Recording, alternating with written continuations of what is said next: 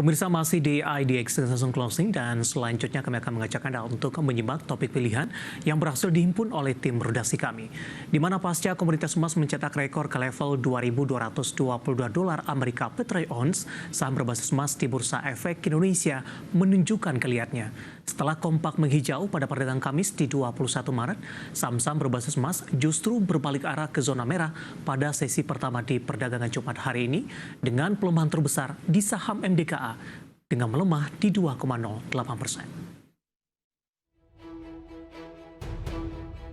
Komoditas emas kembali mencetak rekor harga tertinggi sepanjang masa atau all-time high pada Kamis 21 Maret 2024.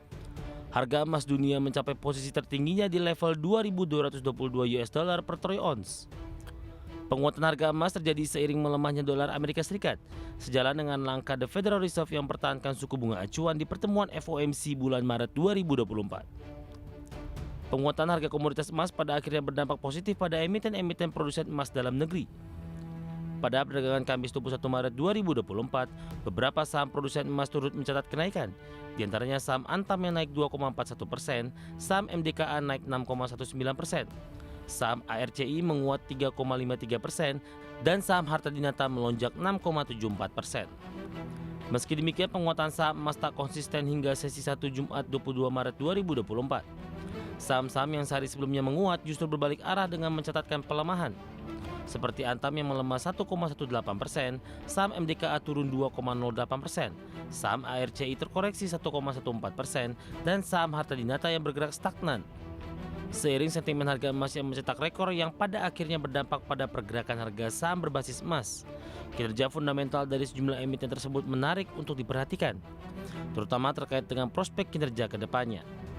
Adapun sebagai catatan, keempat saham komoditas emas yakni Antam, MDKA, ARCI, dan Harta Dinata sama-sama belum merilis laporan keuangan tahun buku penuh 2023, sehingga kinerja yang bisa diperhatikan yakni hingga kuartal 3 tahun 2023 lalu, di mana Antam masih mampu mengantongi laba bersih 2,84 triliun rupiah, ARCI membukukan laba bersih 10,92 juta US dollar, dan Harta Dinata yang mencatatkan laba bersih senilai 259,78 miliar rupiah.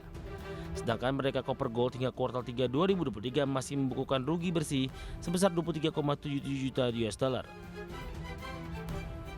Lebih lanjut terkait pergerakan harga komoditas emas, equity analis PT Pilar Mas Investindo Sekuritas Arinda Izati menilai ada banyak sentimen yang mendorong kenaikan atau penurunan harga emas, namun yang paling besar korelasinya biasanya ada pada kebijakan moneter Amerika Serikat dalam hal menaikkan atau menurunkan tingkat suku bunga. Tak hanya kebijakan moneter, tensi geopolitik global juga menjadi salah satu faktor yang perlu diperhatikan, seperti adanya peperangan antara Rusia-Ukraina, serta Israel-Hamas menyebabkan ketidakpastian pasar dan dapat memicu naiknya harga emas. Bagi sumber ADX Channel.